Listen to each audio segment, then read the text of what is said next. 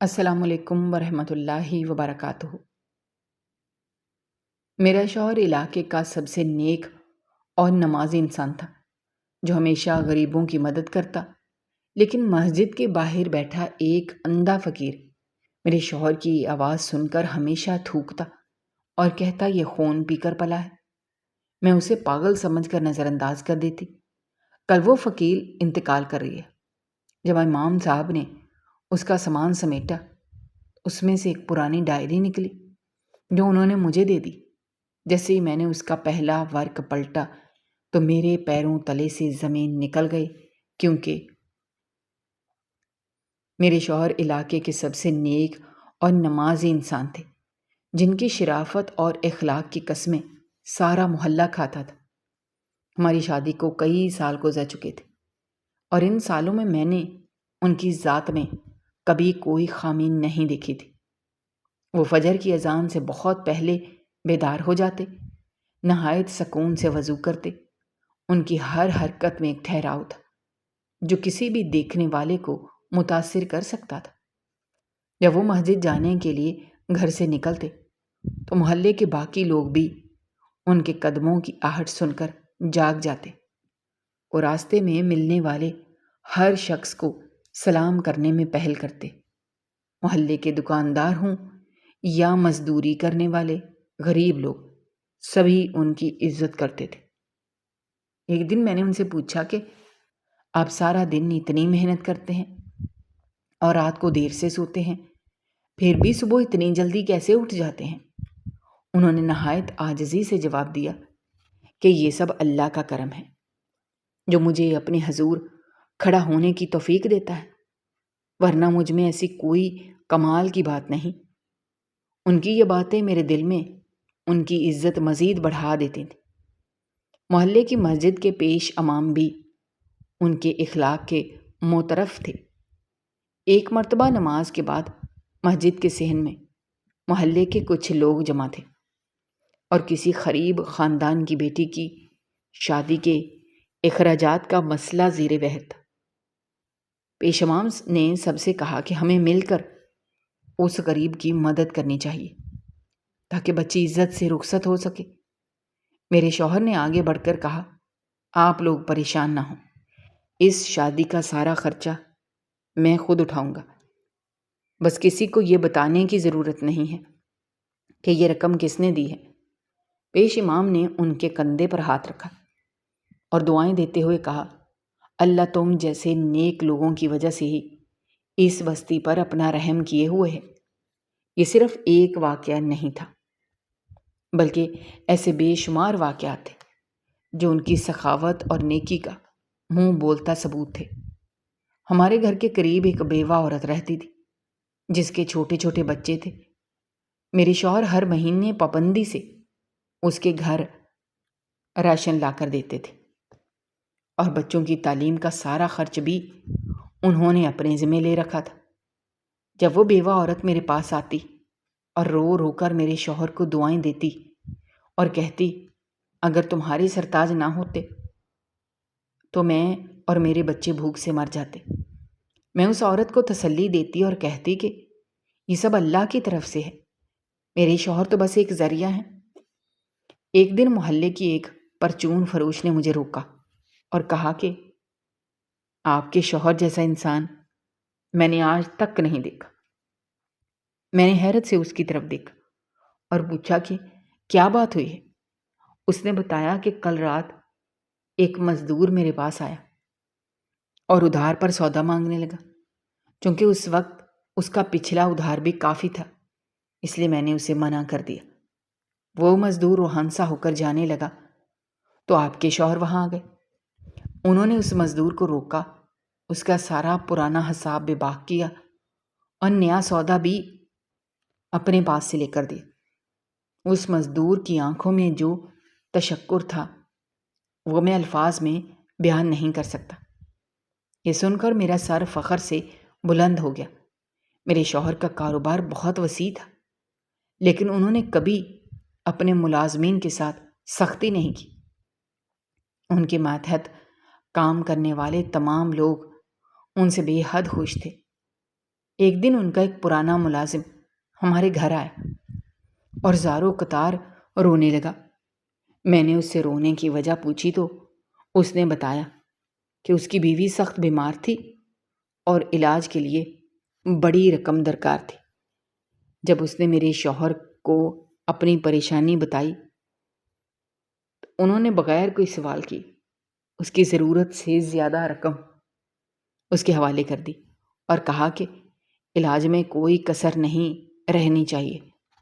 وہ ملازم بار بار کہہ رہا تھا کہ صاحب میرے لیے فرشتے سے کم نہیں ہیں، اور ان کے انہی اعمال کی وجہ سے پورے علاقے میں ان کا نام نہایت احترام سے لیا جاتا ہے۔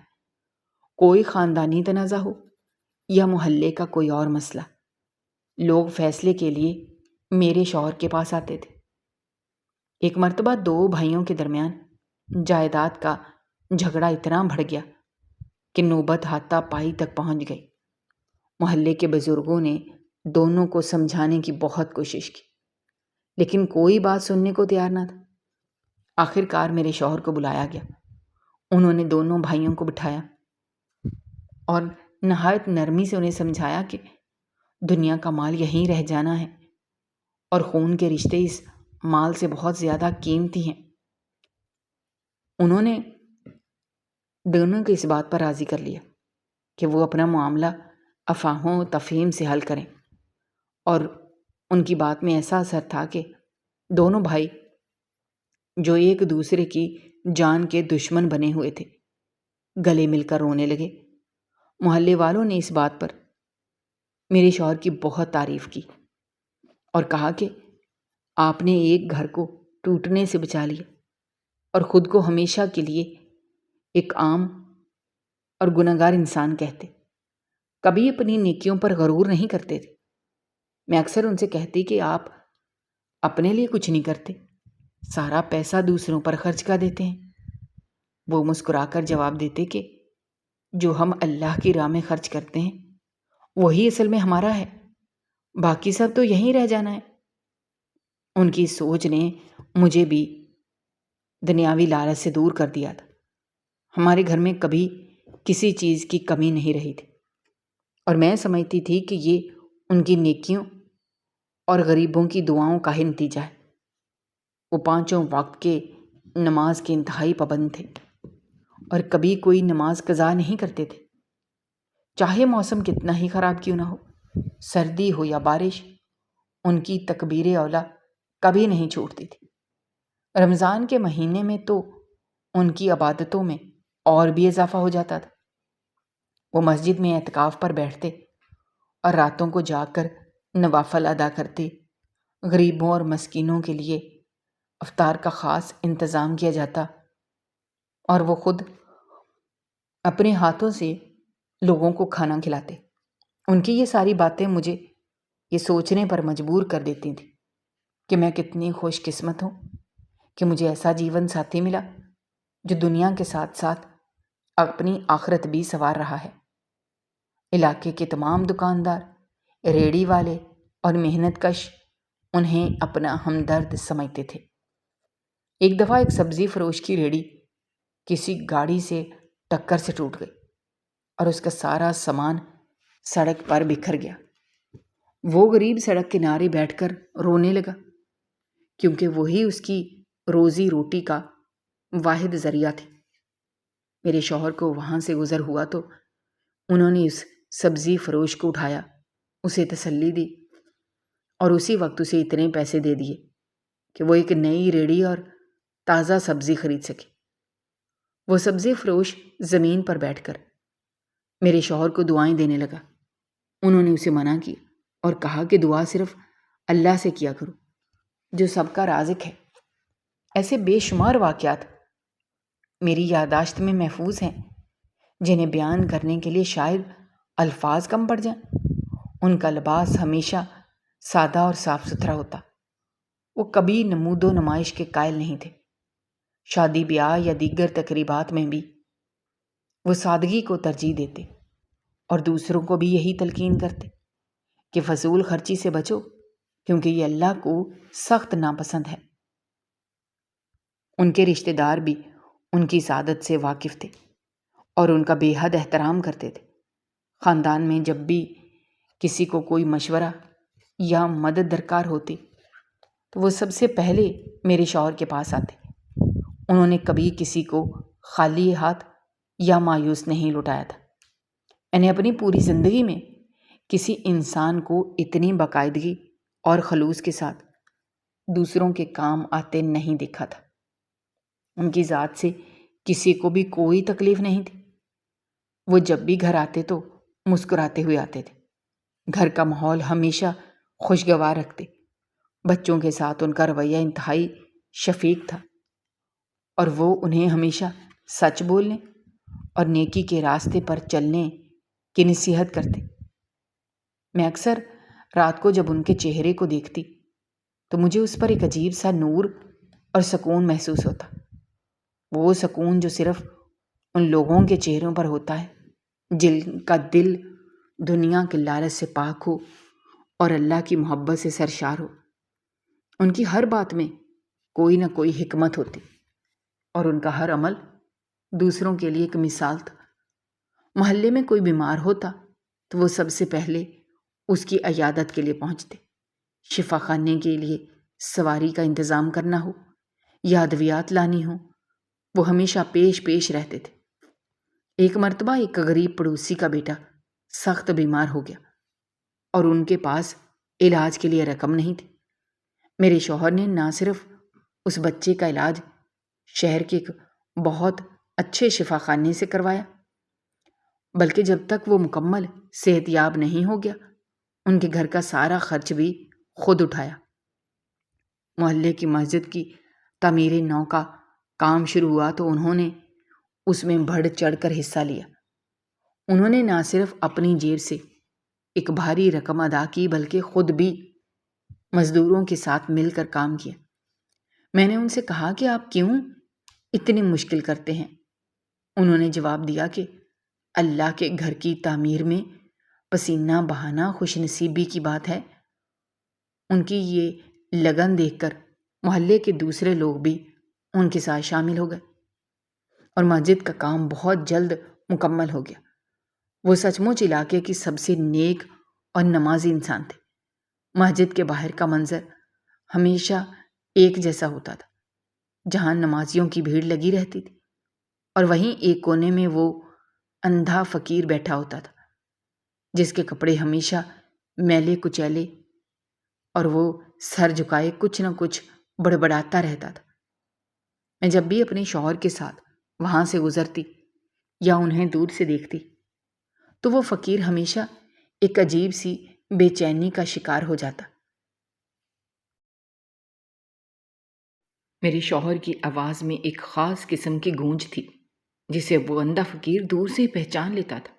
جیسے ہی میرے شوہر کسی سے کلام کرتے یا کسی کو سلام میں پہل کرتے تو ان کی آواز سنتے ہی اس فقیر کے چہرے پر ایک شدید قسم کی نفرت اور غصہ ابھر آتا۔ وہ فوراً زمین پر تھوکتا اور نہایت کرخت آواز میں چلاتا کہ یہ خون پی کر پلا ہے۔ شروع میں جب میں نے یہ سنا تو میرے قدم وہیں رک گئے اور مجھے شدید دھچکا لگا کہ میرے اتنے نیک اور پارسا شوہر کے بارے میں کوئی اتنی گھٹیا بات کیسے کہہ سکتا ہے۔ میں نے غصے سے اس فقیر کی طرف دیکھا، لیکن وہ تو نبینا تھا، اسے میری خفگی کا کیا اندازہ ہوتا۔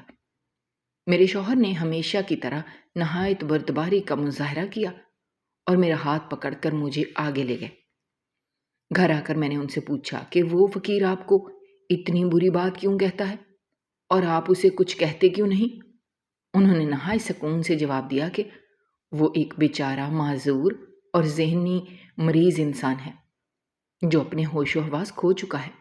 ایسے لوگوں کی باتوں کا برا نہیں منانا چاہیے بلکہ ان کے حال پر رحم کرنا چاہیے۔ ان کی اس بات نے مجھے وقتی طور پر تو خاموش کر دیا، لیکن میرے دل میں اس فقیر کے خلاف ایک غصہ بیٹھ گیا۔ رمضان کا مہینہ آیا تو محلے کی مسجد میں افطار کا بہت بڑا بندوبست کیا گیا۔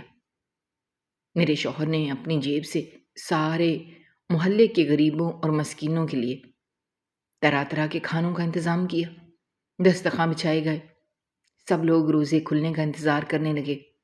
میرا بیٹا ایک بڑی سی تھالی میں کھانا لے کر اس اندھے فقیر کے پاس گیا اور اس سے کہا کہ بابا جی، یہ کھانا میرے والد صاحب نے آپ کے لیے بھیجا ہے تاکہ آپ بھی ہمارے ساتھ روزہ افطار کریں۔ اس فقیر نے اپنے کان کھڑے کیے اور پوچھا، تمہارے والد کون ہیں؟ جب میرے بیٹے نے میرے شوہر کا نام لیا تو اس فقیر نے وہ کھانے کی تھالی زمین پر الٹ دی اور غصے سے کانپتے ہوئے کہا کہ جا کر اپنے باپ سے کہہ دو میں اس کے گناہوں کی کمائی سے اپنا روزہ خراب نہیں کروں گا۔ یہ کھانا نہیں، زہر ہے جسے وہ غریبوں کو کھلاتا ہے۔ میرے بیٹے نے روتے ہوئے آ کر مجھے اور اپنے والد کو ساری بات بتائی۔ مجھے اتنا غصہ آیا کہ میں خود جا کر اس فقیر کو کھری کھری سناؤں گی، لیکن میرے شوہر نے مجھے سختی سے روک دیا اور کہا کہ وہ روزے کی حالت میں ہے، شاید اس کے دماغ پر گرمی کا اثر ہو گیا ہے، تم اسے کچھ نہیں کہو گی۔ ایک دن میں خود بازار سے سودا سلف لے کر واپس آ رہی تھی اور مسجد کے پاس سے میرا گزر ہوا تو میں نے دیکھا کہ وہ فقیر سردی سے کانپ رہا ہے۔ میرے دل میں ترس آیا۔ میں نے سوچا شاید اگر میں اس کی کچھ مالی مدد کروں تو اس کا دل ہمارے لیے نرم ہو جائے۔ میں نے اپنے پرس سے کچھ رقم نکالی اور اس کے آگے پڑے ہوئے پیالے میں ڈال دی۔ سکوں کی آواز سن کر اس نے پوچھا کہ کون ہے؟ میں نے بتایا کہ میں اسی نیک انسان کی بیوی ہوں جسے تم روز برا بھلا کہتے ہو۔ میرا اتنا کہنا تھا کہ اس فقیر نے وہ پیالہ اٹھا کر سڑک پر دے مارا اور زور زور سے چلانے لگا کہ مجھے تم لوگوں کا حرام کا پیسہ نہیں چاہیے، یہ پیسہ غریبوں کے خون سے لتھڑا ہوا ہے، میں تمہاری کوئی چیز قبول نہیں کروں گا۔ اس کا یہ رد عمل دیکھ کر میں خوف زدہ ہو گئی اور وہاں سے جلدی سے گھر آ گئی۔ میں نے محلے کی کچھ عورتوں سے اس فقیر کے بارے میں بات کی۔ سب نے یہی کہا کہ یہ ایک پاگل ہے، ایک پاگل انسان ہے جو سارا دن یوں ہی اول فول بکتا رہتا ہے۔ محلے والوں کے مطابق اس کے ساتھ ماضی میں کوئی ایسا سانحہ پیش آیا تھا جس نے اس کا ذہنی توازن بگاڑ دیا تھا اور اسی وجہ سے وہ ہر آتے جاتے خوشحال انسان کو دیکھ کر جلتا ہے اور گالیاں دیتا ہے۔ ان عورتوں کی باتوں نے میرے اس یقین کو مزید پختہ کر دیا کہ وہ واقعی ایک ذہنی مریض ہے، لیکن پھر بھی جب وہ میرے شوہر کو وہ مخصوص جملہ کہتا تو مجھے بہت تکلیف ہوتی۔ ایک مرتبہ شدید بارش ہو رہی تھی اور سردی اپنے عروج پر تھی۔ ہم لوگ گاڑی میں کہیں جا رہے تھے۔ راستے میں مسجد کے پاس سے گزرتے ہوئے میرے شوہر نے دیکھا وہ فقیر بارش میں بھیگ رہا ہے، اس کے پاس بچنے کا کوئی جگہ نہیں ہے۔ انہوں نے گاڑی روکی، پچھلی سیٹ سے گرم کمبل اٹھایا اور بارش میں بھیگتے ہوئے اس فقیر کے پاس گئے۔ انہوں نے وہ کمبل اس فقیر کے کندھوں پر ڈالا اور کہا بابا جی اسے اوڑھ لے، سردی لگ جائے گی۔ فقیر نے جیسے ہی میرے شوہر کے ہاتھ کا لمس محسوس کیا اور ان کی آواز سنی، اس نے وہ کمبل کھینچ کر کیچڑ میں پھینک دیا اور کہا مجھے تمہاری جھوٹی ہمدردی کی ضرورت نہیں ہے۔ تم جیسے ظالم لوگ باہر سے کتنے ہی نیک بن جائیں، اندر سے درندے ہی رہتے ہیں۔ میرے شوہر خاموشی سے بارش میں بھیگتے ہوئے واپس گاڑی میں آ گئے۔ میں نے جھنجھلا کر کہا آپ کیوں اس پاگل کے منہ لگتے ہیں جب آپ کو کسی نیکی کو نہیں مانتا؟ انہوں نے گاڑی چلاتے ہوئے جواب دیا میرا کام نیکی کرنا ہے اور اس کا کام اسے ٹھکرانا ہے۔ میں اپنا کام کرتا رہوں گا اور وہ اپنا۔ ایک مرتبہ جمعہ کی نماز کے بعد جب مسجد سے نمازیوں کا ہجوم باہر نکل رہا تھا، میرے شوہر بھی امام صاحب کے ساتھ باتیں کرتے ہوئے باہر آئے۔ جیسے ہی ان کی آواز اس فقیر کے کانوں میں پڑی، اس نے پھر سے وہی حرکت دہرائی۔ اس نے زمین پر زور سے تھوکا اور اپنی پوری طاقت سے چلایا یہ خون پی کر پلا ہے۔ اس بار محلے کے کچھ نوجوانوں کو بھی غصہ آ گیا اور وہ اس فقیر کو مارنے کے لیے آگے بڑھے، لیکن میرے شوہر نے فوراً ان لڑکوں کو روکا اور سختی سے منع کیا کہ کوئی بھی اس فقیر کو ہاتھ نہیں لگائے گا۔ انہوں نے کہا یہ شخص بیمار ہے اور ہمیں بیماروں کے ساتھ سختی نہیں کرنی چاہیے۔ ان نوجوانوں نے میرے شوہر کی بات مان لی، لیکن سب اس فقیر کو برا بھلا کہتے ہوئے وہاں سے چلے گئے۔ میں گھر کی کھڑکی سے یہ سارا منظر دیکھ رہی تھی اور میرے دل میں اپنے شوہر کی عظمت اور بڑھ گئی کہ وہ کس قدر اعلیٰ ظرف انسان ہے جو اپنے دشمن کو بھی معاف کر دیتا ہے۔ میں نے کئی بار سوچا کہ اس فقیر سے جا کر پوچھوں آخر وہ میرے شوہر کو ایسا کیوں کہتا ہے، لیکن اس کی پاگل پن کی حرکتوں کی وجہ سے مجھے کبھی اس کے قریب جانے کی ہمت نہیں ہوئی۔ دن گزرتے گئے اور یہ ایک روز مرہ کی بات بن گئی۔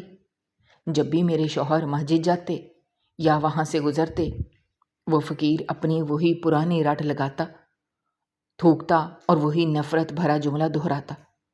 آہستہ آہستہ میں نے بھی اس بات پر دھیان دینا چھوڑ دیا۔ میں نے اپنے ذہن کو یہ سمجھا لیا تھا کہ یہ ایک پاگل انسان کی باتوں کا کوئی مطلب نہیں ہوتا، اور اس کی وجہ سے میں اپنے گھر کا سکون خراب نہیں کر سکتی۔ میں نے اپنے شوہر سے بھی اس موضوع پر بات کرنا بند کر دی تھی، کیونکہ ان کا جواب ہمیشہ یہی ہوتا تھا کہ اللہ اسے شفا دے۔ جب انسان کسی چیز کو بار بار دیکھتا ہے تو وہ اس کے لیے ایک عام سی چیز بن جاتی ہے۔ میرے ساتھ بھی بالکل ایسا ہی ہوا۔ اس فقیر کا چلانا، اس کا زمین پر تھوکنا اور اس کا وہ جملہ میرے لیے اپنی اہمیت کھو چکا تھا۔ میں جب بھی اس کے پاس سے گزرتی تو اسے مکمل طور پر نظر انداز کر دیتی۔ میں اس کی طرف دیکھتی بھی نہیں تھی اور نہ ہی اس کی باتوں کو اپنے کانوں تک پہنچنے دیتی۔ میں نے اسے واقعی ایک پاگل سمجھ کر نظر انداز کر دیا تھا اور اسے اپنی زندگی کا معمول بنا لیا تھا۔ کل دوپہر کا وقت تھا جب محلے میں یہ خبر تیزی سے پھیل گئی کہ مسجد کے باہر بیٹھنے والا وہ نبینا فقیر انتقال کر گیا ہے۔ سردی بہت زیادہ تھی اور پچھلی کئی راتوں سے مسلسل ٹھنڈی ہوائیں چل رہی تھیں۔ شاید وہ کمزور اور بوڑھا فقیر ان یخبستہ ہواؤں کا مقابلہ نہ کر سکا اور اپنی جان ہار بیٹھا۔ محلے کے لوگ مسجد کے صحن میں جمع ہو گئے تھے اور ہر کوئی اس فقیر کی موت پر افسوس کر رہا تھا۔ جب میرے شوہر گھر آئے تو ان کے چہرے پر بھی گہری اداسی چھائی ہوئی تھی۔ وہ بہت خاموش اور سنجیدہ لگ رہے تھے۔ انہوں نے مجھے بتایا کہ وہ بیچارہ غریب اس دنیا فانی سے چلا گیا ہے اور اب ہمیں اس کی بخشش اور مغفرت کی دعا کرنی چاہیے۔ ان کی باتیں سن کر مجھے دل کے کسی تاریک کونے میں ایک عجیب سا سکون بھی محسوس ہوا۔ میں یہ سوچنے لگی کہ چلو اب وہ روز روز کی اذیت اور میرے شوہر کو سر عام ملنے والی وہ گالیاں ہمیشہ کے لیے ختم ہو گئی ہیں۔ اب کوئی بھری محفل میں میرے شوہر کی عزت اچھالنے والا اور انہیں برے القابات سے پکارنے والا نہیں رہا، لیکن میں اپنے اس خود غرضانہ احساس کو سختی سے اپنے اندر چھپائے رکھا اور اپنے شوہر کے ساتھ دکھ اور ہمدردی کا اظہار کیا۔ میرے شوہر نے ہمیشہ کی طرح اپنی نیکی اور سخاوت کا ثبوت دیتے ہوئے امام صاحب سے کہا کہ اس فقیر کے کفن دفن کا سارا خرچ وہ خود برداشت کریں گے اور اس معاملے میں کسی اور سے چندہ یا امداد لینے کی بالکل ضرورت نہیں ہے۔ امام صاحب نے میرے شوہر کی اس فراخ دلی اور نیک نیتی کی بہت تعریف کی اور بھرے مجمع میں انہیں دعائیں دی۔ دوپہر کے بعد اس فقیر کی تدفین کے انتظامات مکمل کر لیے گئے۔ محلے کے تمام لوگ اسے مٹی کے سپرد کر کے اپنے اپنے گھروں کو لوٹ آئے۔ میرے شوہر بھی تدفین کے بعد سیدھے اپنے کام پر چلے گئے اور میں گھر کے روزمرہ کاموں میں مصروف ہو گئی۔ شام کا دھندلا وقت شروع ہوا اور ہلکی ہلکی سردی دوبارہ بڑھنے لگی۔ جب ہمارے گھر کے دروازے پر دستک ہوئی، میں نے جلدی سے جا کر دروازہ کھولا تو سامنے مسجد کے امام صاحب کھڑے تھے۔ ان کے ہاتھ میں ایک پرانی خستہ حال اور بوسیدہ سی ڈائری تھی جو بہت میلی کچیلی ہو چکی تھی اور اس کے اوراق بھی پیلے پڑ چکے تھے۔ انہوں نے مجھے سلام کیا اور نہایت نرم لہجے میں کہا، بیٹی، میں اس فقیر کی جھونپڑی کا بکھرا ہوا سامان سمیٹ رہا تھا تاکہ اس جگہ کو صاف کیا جا سکے، وہاں کوئی نیا مسافر یا ضرورت مند بیٹھ سکے۔ سامان سمیٹتے ہوئے اس کے پھٹے پرانے بستر کے نیچے سے مجھے یہ پرانی ڈائری ملی ہے، کیونکہ تمہارا شوہر اس ملک کا سب سے معزز اور نیک انسان ہے۔ انہوں نے ہی اس فقیر کی آخری رسومات کا بندوبست کیا ہے، اس لیے میں نے سوچا یہ ڈائری تمہارے گھر دے دوں۔ شاید اس میں فقیر کے کسی رشتہ دار کا پتہ، اس کے آبائی گاؤں کا نام یا کوئی اور ضروری معلومات لکھی ہو، جسے پڑھ کر ہم اس کے لواحقین کو اس کی قبر کی خبر دے سکیں، تاکہ وہ اس کی قبر پر آ کر فاتحہ پڑھ سکیں۔ امام صاحب کی یہ تفصیلی بات سن کر میں نے وہ بوسیدہ ڈائری ان کے ہاتھ سے لے لی اور انہیں یقین دلایا کہ جب میرے شوہر رات کو کام سے واپس آئیں گے تو میں یہ ڈائری فوراً انہیں دے دوں گی، تاکہ وہ اس معاملے کی چھان بین کر سکیں۔ امام صاحب مجھے اور میرے شوہر کو دعائیں دیتے ہوئے واپس چلے گئے اور میں دروازہ بند کر کے اندر آ گئی۔ میں نے اس ڈائری کو اپنے کمرے کی میز پر رکھ دیا اور دوبارہ شام کے کھانے کی تیاری اور دیگر کاموں میں لگ گئی۔ رات کا وقت قریب آ رہا تھا اور میرے شوہر کی واپسی میں ابھی کچھ دیر باقی تھی۔ گھر کے سارے کام ختم کرنے کے بعد میں تھک ہار کر اپنے کمرے میں آ کر بیٹھی تو میری نظر سیدھی اس پرانی ڈائری پر پڑی جو میز پر رکھی ہوئی تھی۔ اس ڈائری کے سرورق پر مٹی اور گرد جمی ہوئی تھی اور اس کے کنارے کئی جگہوں سے پھٹے ہوئے تھے۔ مجھے اچانک ایک عجیب سا تجسس محسوس ہوا کہ آخر اس اندھے اور پاگل فقیر کی ڈائری میں کیا لکھا ہو سکتا ہے۔ ایک ایسا انسان جو سارا دن مسجد کے باہر بیٹھ کر عجیب و غریب باتیں کرتا تھا، اس کے پاس یہ ڈائری کہاں سے آئی؟ کیا وہ واقعی پیدائشی پاگل تھا یا اس کے ماضی میں کوئی ایسا گہرا راز چھپا تھا جس نے اسے اس اندھوناک حال تک پہنچا دیا؟ میرے ذہن میں وہ تمام پرانے مناظر فلم کی طرح گھومنے لگے، جب وہ فقیر میرے شوہر کو دیکھ کر پاگلوں کی طرح چلاتا تھا اور انہیں خون پینے والا درندہ کہتا تھا۔ ایک طرف میرا ضمیر کہہ رہا تھا کہ یہ کسی دوسرے شخص کی امانت ہے اور مجھے اپنے شوہر کی اجازت کے بغیر اسے نہیں کھولنا چاہیے، لیکن دوسری طرف میرے اندر کا بے تحاشا تجسس مجھے مسلسل اکسا رہا تھا کہ میں کم از کم اس کا پہلا صفحہ تو پڑھ کر دیکھوں کہ اس میں کیا تحریر ہے۔ میں نے کانپتے ہاتھوں سے وہ خستہ حال ڈائری اٹھائی، اس پر لگی ہوئی سالوں پرانی مٹی کو اپنے دوپٹے کے پلو سے صاف کیا اور اپنے بستر پر بیٹھ گئی۔ کمرے میں مکمل خاموشی چھائی ہوئی تھی، صرف دیوار پر لگی گھڑی کی ٹک ٹک کی آواز مسلسل آ رہی تھی، جو میرے دل کی دھڑکن کے ساتھ مل کر ایک عجیب سا خوف پیدا کر رہی تھی۔ میں نے گہرا سانس لیا اور اس ڈائری کو کھولنے کا حتمی فیصلہ کر لیا۔ مجھے لگ رہا تھا کہ شاید اس میں کوئی پرانا حساب کتاب، چند ادھورے نام یا کسی گمنام گاؤں کا پتہ لکھا ہوگا جس کا کوئی وجود ہی نہیں ہوگا۔ میں نے ڈائری کا پہلا ورق انتہائی احتیاط سے کھولا، اس پر لکھی ہوئی مدھم تحریر کو پڑھنے کے لیے اپنی آنکھوں کو سکیڑا، لیکن جو کچھ اس پہلے صفحے پر لکھا تھا اس نے میرے ذہن کے سارے پردے ایک دم سے چاک کر دیے اور میرے پورے وجود میں ایک سرد سنسنی سی دوڑ گئی۔ جیسے ہی میں نے اس کا پہلا ورق پلٹا تو پیروں تلے زمین نکل گئی۔ اس پر جو تحریر لکھی تھی وہ میرے وہم و گمان میں بھی نہیں تھی۔ وہ تحریر کسی عام انسان کی نہیں تھی، بلکہ اس میں ایک ایسا بھیانک راز چھپا ہوا تھا جس نے میری پوری زندگی کی بنیادوں کو ہلا کر رکھ دیا۔ پہلے صفحے پر ایک اخبار کا پرانا اور زرد پڑ چکا تراشا لگا ہوا تھا، جس پر ایک بڑی اور خوفناک سرخی لکھی تھی۔ ایک نامعلوم کارخانے کی بنائی ہوئی جعلی اور زہریلی دوا پینے سے ایک ہی خاندان کے 2 افراد تڑپ تڑپ کر جان کی بازی ہار گئے۔ اس تراشے کے نیچے اس نبینا فقیر کے ہاتھ کی لکھی ہوئی ایک طویل تحریر تھی، جس کی لکھائی سے اندازہ ہو رہا تھا کہ وہ لکھتے وقت کس قدر دکھ اور کرب کے عالم میں تھا۔ اس نے لکھا تھا، میرا نام عبداللہ ہے اور میں کبھی ایک ہنستا کھیلتا انسان ہوا کرتا تھا۔ میری ایک چھوٹی سی خوبصورت بیٹی اور ایک محبت کرنے والی بیوی تھی۔ ہم غریب ضرور تھے، لیکن ہماری زندگی میں بہت سکون تھا۔ ایک دن میری بیٹی کو شدید بخار ہوا اور میں بھاگا بھاگا محلے کے ایک دوا فروش کے پاس گیا۔ اس نے مجھے ایک شیشی دی اور کہا یہ دوا بہت جلد اثر کرتی ہے۔ میں خوشی خوشی وہ دوا لے کر گھر آیا اور اپنی بیٹی کو پلا دی۔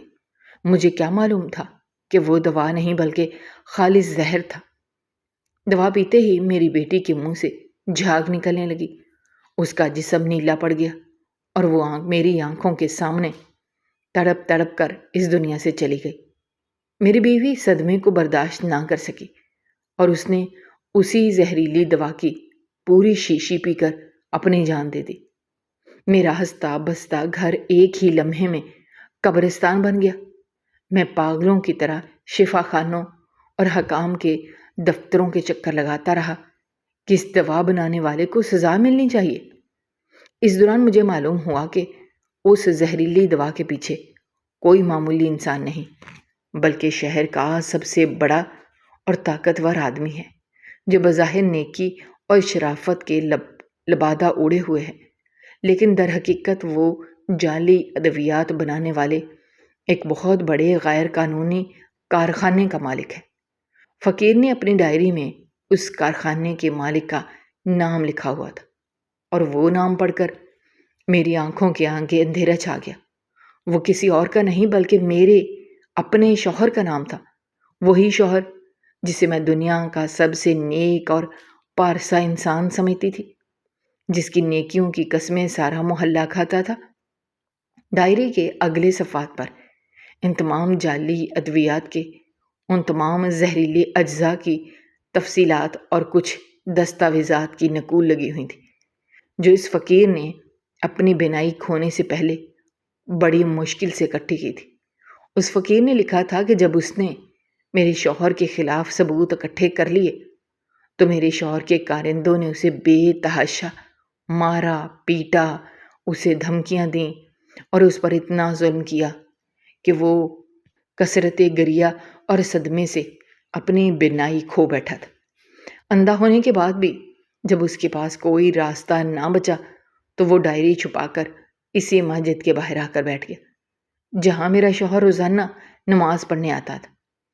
فقیر کا مقصد صرف یہ تھا کہ وہ ہر روز میرے شوہر کو اس کے گناہوں کی یاد دلائے اور اسے بتائے کہ وہ غریبوں کا خون پی کر پلا ہے۔ وہ جملہ جو فقیر روزانہ میرے شوہر کو دیکھ کر کہتا تھا اب میرے ذہن میں ہتھوڑے کی طرح بجنے لگا۔ مجھے یاد آیا کس طرح میرا شوہر اس فقیر کی بات سن کر انتہائی سکون سے آگے بڑھ جاتا تھا۔ وہ دراصل اس کی معذوری اور مجبوری کا مذاق اڑاتا تھا۔ اسے معلوم تھا کہ یہ اندھا فقیر اس کا کچھ نہیں بگاڑ سکتا۔ ڈائری پڑھنے کے بعد میرے ہاتھ پاؤں سرد پڑ چکے تھے۔ مجھے اپنے ارد گرد موجود ہر قیمتی چیز سے خون کی بو آنے لگی۔ میرے کمرے میں بچھا ہوا نرم قالین، میرے پہنے ہوئے زیورات، میرے کپڑے اور میرے گھر کی ہر آسائش مجھے ان معصوم لوگوں کی جانوں کی قیمت لگنے لگی جو میرے شوہر کی بنائی ہوئی زہریلی دوا کھا کر موت کے منہ میں چلے گئے تھے۔ مجھے اپنے آپ سے اور اپنی اس پرتعیش زندگی سے گھن آنے لگی تھی جس کی بنیاد غریبوں کی لاشوں پر رکھی گئی تھی۔ میرے ذہن میں وہ تمام مناظر گھومنے لگے جب میرا شوہر غریبوں میں راشن تقسیم کرتا تھا، بیواؤں کی مدد کرتا تھا اور محلے کی مسجد کی تعمیر کے لیے بڑی بڑی رقمیں دیتا تھا۔ اب مجھے سمجھ آ رہا تھا کہ وہ سب نیکیاں نہیں بلکہ اپنے گناہوں اور جرائم پر پردہ ڈالنے کی ایک گھناؤنی سازش کوشش تھی۔ وہ لوگوں کے سامنے فرشتہ بن کر اندر ہی اندر شیطان کا روپ دھارے ہوئے تھا۔ میں کئی گھنٹوں تک اسی بستر پر بت بنی بیٹھی رہی۔ میرے آنسو خشک ہو چکے تھے اور ان کی جگہ ایک شدید قسم کے غصے اور نفرت نے لے لی تھی۔ رات کے پچھلے پہر جب میرے شوہر گھر واپس آئے، میں نے جلدی سے وہ ڈائری اپنے تکیے کے نیچے چھپا دی۔ وہ معمول کے مطابق مسکراتے ہوئے کمرے میں داخل ہوئے اور مجھ سے دن بھر کی مصروفیات کے بارے میں پوچھنے لگے۔ ان کا وہ مسکراتا ہوا چہرہ جو مجھے کبھی دنیا کا سب سے خوبصورت چہرہ لگتا تھا، آج مجھے کسی درندے کا چہرہ لگ رہا تھا۔ میں نے بمشکل اپنے جذبات پر قابو پایا اور ان سے کہا کہ میری طبیعت کچھ ٹھیک نہیں ہے، اس لیے میں سونا چاہتی ہوں۔ انہوں نے نہایت ہمدردی سے میرا ماتھا چھوا اور کہا میں صبح تمہارے لیے کسی اچھے معالج سے دوا لا دوں گا۔ ان کے منہ سے دوا کا لفظ سن کر میرے اندر ایک جھرجھری سے دوڑ گئی۔ میں نے فوراً اپنا چہرہ دوسری طرف موڑ لیا۔ جب وہ گہری نیند سو گئے تو میں دبے قدموں بستر سے اٹھی۔ میں جانتی تھی کہ ان کے کمرے میں ایک خفیہ الماری ہے جہاں وہ اپنے اہم کاغذات اور کاروباری دستاویزات رکھتے ہیں۔ میں نے ان کی جیب سے چابیاں نکالی اور انتہائی احتیاط سے الماری کو کھولا۔ الماری کے اندر کئی موٹی موٹی فائلیں اور رجسٹر رکھے ہوئے تھے۔ میں نے ان فائلوں کو کھنگالنا شروع کیا۔ میرے سامنے وہ سارے ثبوت آ گئے جو فقیر کی ڈائری میں لکھی ہوئی باتوں کی تصدیق کر رہے تھے۔ ان فائلوں میں اس غیر قانونی کارخانے کی تمام تفصیلات موجود تھیں جہاں مٹی اور زہریلے اجزاء ملا کر جعلی ادویات تیار کی جاتی تھیں اور پھر انہیں مختلف شہروں کے شفاخانوں اور دکانوں پر مہنگے داموں بیچا جاتا تھا۔ ان فائلوں میں ان اہلکاروں اور افسروں کے نام بھی درج تھے جنہیں میرا شوہر رشوت دے کر اپنا منہ بند رکھنے پر مجبور کرتا تھا۔ میرے سامنے میرے شوہر کا پورا کچا چٹا کھل چکا تھا۔ اب میرے دل میں ان کے لیے کوئی ہمدردی، کوئی محبت اور کوئی عزت باقی نہیں رہی تھی۔ میں نے اسی وقت فیصلہ کر لیا کہ میں ایک قاتل اور غریبوں کا خون چوسنے والے درندے کے ساتھ ایک پل بھی نہیں گزار سکتی۔ میں نے فقیر کی ڈائری اور الماری سے ملنے والے تمام اہم کاغذات کو ایک بڑے لفافے میں احتیاط سے بند کیا اور اسے اپنے پاس محفوظ کر لیا۔ ساری رات میں جاگتی رہی اور صبح ہونے کا انتظار کرتی رہی۔ فجر کی اذان سے پہلے جب میرا شوہر اٹھا تو اس نے ہمیشہ کی طرح نہایت سکون سے وضو کیا اور مسجد جانے کے لیے تیار ہونے لگا۔ میں اسے خاموشی سے دیکھتی رہی۔ وہ شخص جو تھوڑی دیر بعد اللہ کے حضور سجدہ ریز ہونے جا رہا تھا، اس کے ہاتھ ہزاروں بے گناہوں کے خون سے رنگے ہوئے تھے۔ وہ مجھے اللہ حافظ کہہ کر گھر سے نکلا تو میں نے بھی اپنا اگلا قدم اٹھانے کی تیاری شروع کر دی۔ میں نے وہ لفافہ جس میں تمام ثبوت اور وہ ڈائری موجود تھی شہر کے سب سے بڑے انصاف فراہم کرنے والے محکمے کے اعلیٰ ترین افسر کے پتے پر روانہ کرنے کا بندوبست کیا۔ میں نے اس لفافے کے ساتھ ایک گمنام خط بھی لکھا جس میں اس کارخانے کا مکمل پتہ اور میرے شوہر کے تمام کالے کرتوتوں کی تفصیل درج تھی، اور ساتھ ہی یہ بھی لکھا کہ اگر ان ثبوتوں پر فوری کارروائی نہ کی گئی تو میں یہ ساری معلومات اخبارات اور خبریں پہنچانے والے اداروں کو دے دوں گی۔ صبح کا سورج نکلنے کے بعد محلے میں معمول کی چہل پہل شروع ہو چکی تھی۔ میں اپنے گھر کی چھت پر کھڑی مسجد کے دروازے کی طرف دیکھ رہی تھی۔ چند گھنٹوں بعد ہی محلے میں ایک عجیب سی کھلبلی مچ گئی۔ میں نے دیکھا کہ سرکاری محکمے کی کئی گاڑیاں انتہائی تیزی سے مسجد کے باہر آ کر رکیں۔ ان گاڑیوں میں سے کئی وردی والے اہلکار باہر نکلے اور انہوں نے پوری مسجد کو گھیرے میں لے لیا۔ محلے کے لوگ حیران و پریشان یہ سب مناظر دیکھ رہے تھے۔ کچھ ہی دیر بعد وہ اہلکار میرے شوہر کو ہتھ کڑیاں پہنا کر مسجد سے باہر لائے۔ میرے شوہر کا چہرہ جو ہمیشہ ایک مصنوعی نور اور غرور سے چمکتا تھا آج سیاہ پڑ چکا تھا۔ ان کا سر شرم سے جھکا ہوا تھا۔ ان کی آنکھوں میں شدید خوف اور حیرت تھی۔ محلے کے لوگ جن کے لیے میرا شوہر ایک فرشتہ تھا وہ بے یقینی کے عالم میں ایک دوسرے کی طرف دیکھ رہے تھے۔ کوئی سمجھ نہیں پا رہا تھا کہ اتنے نیک اور نمازی انسان کو ہتھ کڑیاں کیوں پہنائی گئی ہیں۔ پیش امام صاحب بھی پریشانی کے عالم میں اہلکاروں سے بات کرنے کی کوشش کر رہے تھے، لیکن سرکاری افسر نے انہیں وہ فائلیں دکھائیں جن میں میرے شوہر کے تمام جرائم کا کچا چٹا موجود تھا۔ وہ فائلیں دیکھ کر پیش امام صاحب بھی خاموش ہو گئے۔ انہوں نے دکھ سے اپنا سر جھکا لیا۔ جب اہلکار میرے شوہر کو گاڑی میں بٹھا رہے تھے تو میری نظر اس فقیر پر پڑی جہاں وہ اندھا فقیر بیٹھا کرتا تھا۔ مجھے ایسا لگا جیسے اس فقیر کی روح آج سکون پا گئی ہے، اور اس کا وہ جملہ کہ یہ خون پی کر پلا ہے آج سب کے سامنے سچ ثابت ہو گیا تھا۔ میرے شوہر کی ساری جعلی شرافت اور نیکی کا پردہ چاک ہو چکا تھا۔ محلے کے جو لوگ کل تک اس کی عزت کرتے تھے آج اسے گالیاں دے رہے تھے اور اس پر لعنت بھیج رہے تھے۔